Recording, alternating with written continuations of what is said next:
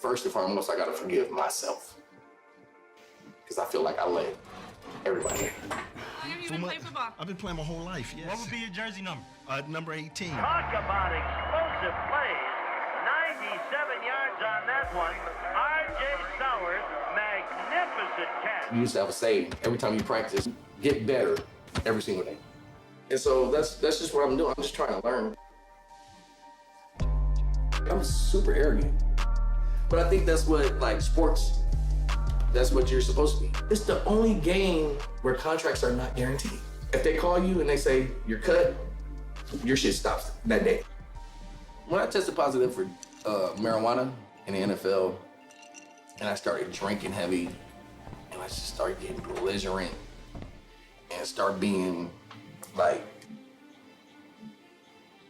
just disrespectful to myself. The question is what happened? The question is why? Hi, I'm Willie Galt, and I'm your host for tonight's episode.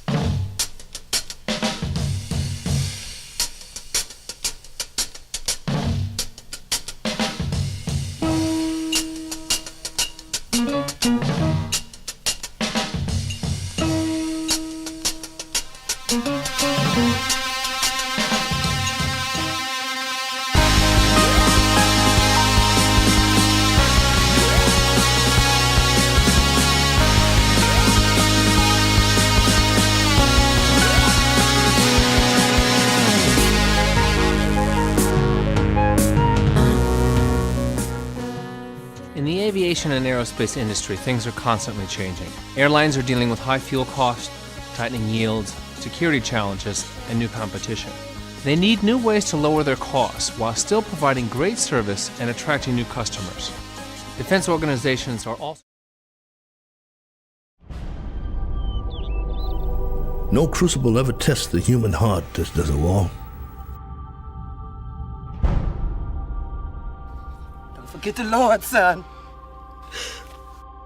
The two of our slaves ran off to join the Yankees this morning. My childhood was lost somewhere on a plantation in Virginia. Give me my whip. But there would come a time when you'd find out war is mainly about one thing, and that's dying. My orphanage ain't no stop on any underground railroad. I'm looking for Reverend Stewart. I'm joining the army tomorrow.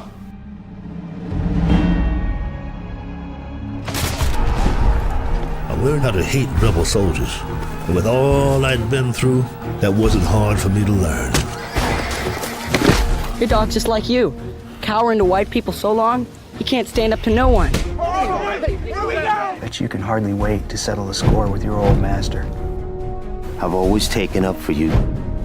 When I let you learn how to read, my neighbors threatened me.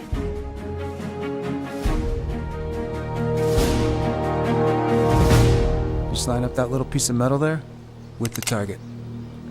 I know. What price does a man pay for freedom?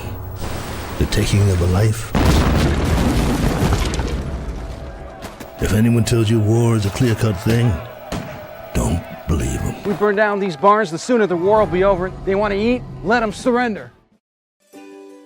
I was raised Jewish. And I was raised Catholic. Protestant. I am in an interfaith marriage. We discussed this a lot before we even got married. We had some pushback from our parents. Are you going to have a Christmas tree? How are you going to get married? Judaism to them is very foreign. There was the thought process of, why would you do this? It really is about loving each other, not only in spite of our differences, but because of our differences. People who are of various traditions fall in love. I care about this person cares about me, and why can't this work? I always ask, are you in love? If you're in love, it's got to work. Every way that we celebrate through our religious tradition is a way into the mystery of God. Every faith sees a part of God. So when faiths are in dialogue together, they have a bigger picture of what God is. Francis Vincent. A man approaches. Does he wish to do me harm? He wishes to know the truth. Every fool thinks he does.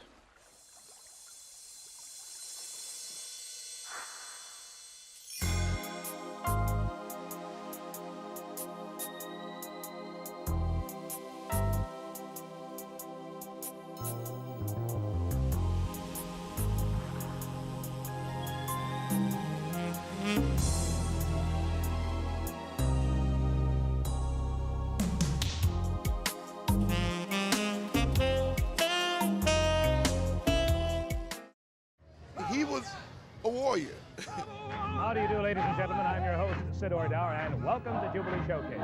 Every Sunday morning for 21 years, Chicago was treated to a unique local television show. Hi, I'm Clifton Davis.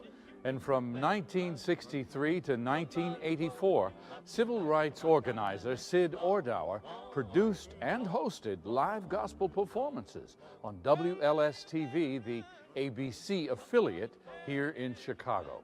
And if you were lucky enough to be in Chicago at the time, you got to see many of the greatest gospel artists ever. We called this meeting because we have not been entirely forthcoming about the situation in this building. It seems there's been a mole man living under the building for some time now. It's been eating our pets and putting us, generally speaking, in harm's way. Well, someone should warn Mrs. Habershackle.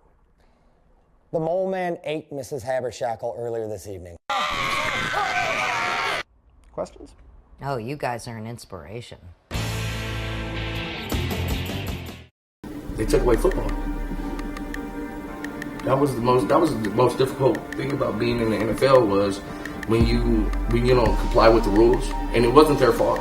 Like, I blamed the NFL for years, but my dad always told me, he said, if you had to comply, you would have been all right. And I didn't comply.